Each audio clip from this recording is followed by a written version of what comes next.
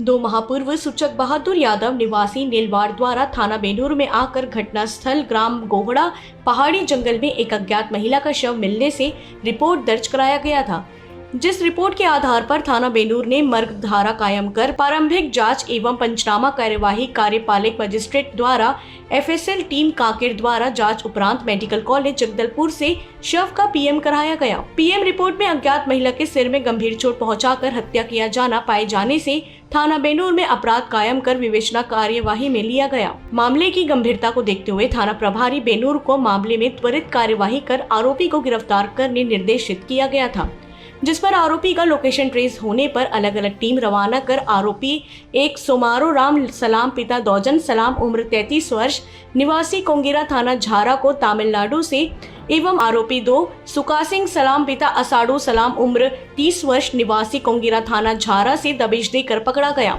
आरोपी सोमारू राम सलाम पिता दौजन सलाम उम्र 33 वर्ष ग्राम कोंगेरा थाना झारा जिला नारायणपुर ने बताया कि दिन शनिवार दिनांक 16 अप्रैल 2022 सोमारू राम रजनी को फोन करके गोहड़ा के पास मिलने बुलाया। साथ ही अपने एक और दोस्त ग्राम महाका निवासी श्रवण दुग्गा को भी बुलाया। रात्रि करीबन 8 बजे घोड़ा हॉस्टल के पास रजनी को राम खड़ी मिली, जिसे छात्रावास के पास सार्वजनिक नहानी खोली में अंदर लेकर गए और रजनी के मुंह को गमछा व दुपट्टे से बांधकर मारपीट करने उपरांत पल्सर मोटरसाइकिल में बिठाकर जंगल ले गए, जहां तीनों मिलकर बारी बारी से बलात्कार करने के बाद रजनी कोरम के सिर में लाठी व पत्थर से वार कर हत्या कर दिया और नाले के पास फेंक दिए। मृतका के पर्स में रखे पैसों को तीनों आपस में बांट लिए तथा पर्स में रखे मोबाइल को सोमारू राम अपने पास रख लिया था। अज्ञात महिला की शिनाख्तगी रजनी कोराम पिता मंगतू राम उम्र करीबन 25 वर्ष निवासी ग्राम इदनार थाना घनौरा के रूप में की गई।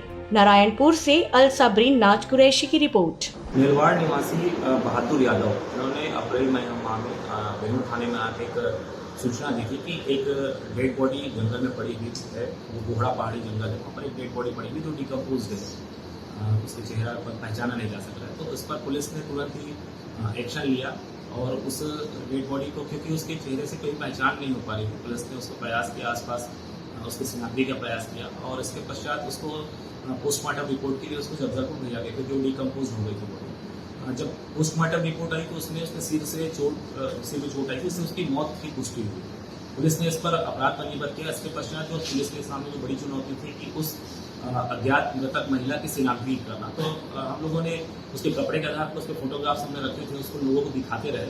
तो उसकी पहचान जो है वो इदनार थाना धनौरा जिला नारायणपुर के रजनी कोराम के रूप में इसकी शिनाख्ती हुई। उसके माता पिता उसकी शिनाख्ती की 10,000 के समक्ष उसकी शिनाख्ती कार्रवाई करवाई गई और उन लोगों ने जो उसके बारे में बताया कि वो यहाँ काम करती थी और किनके साथ उठना बैठना था, क्या था। ये पुलिस के पास एक बड़ा ही चैलेंज था कि इस प्रकार से एक शिनाख्ती उसकी हो गई, परंतु उसकी हत्या किसने की, क्योंकि कहीं से कोई प्रूफ था नहीं। इसमें हमारे थाना प्रभारी बेनूर की टीम थी और हम लोगों ने लगातार इसकी मॉनिटरिंग की।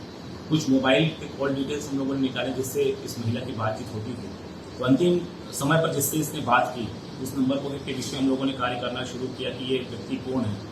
ऐसा करते हुए पुलिस ने जब पूरी प्रयास अपना जारी रखा, विवेचना अपनी जारी रखी, तो उसमें ये बात की पुष्टि हुई कि सोमारू राम सलाम जो है इसके साथ में एक कह सकते हैं संबंध इसके साथ में था इसका, और ये शादी उसके साथ करना नहीं चाहती थी रजनी कोराम, जबकि सोमारू चाहता था उसके शादी हो जाए। इसका एक साथी और है सुका सिंह सलाम और श्रवण दुग्गा। ये तीनों आपस में 16/4/2022 को बेनूर मिला था। उस दिन लोग मिले, रजनी कोराम को लोगों ने फोन करके एक जगह पर बुलाया। वहाँ पर बुलाने के पश्चात तीनों ने उसके साथ में शारीरिक संबंध बनाया और शारीरिक संबंध बनाने के पश्चात उसके सिर पर वार करके उसकी हत्या कर दी। और इसके पश्चात जो सोमारू राम सलाम ये तमिलनाडु भाग गया।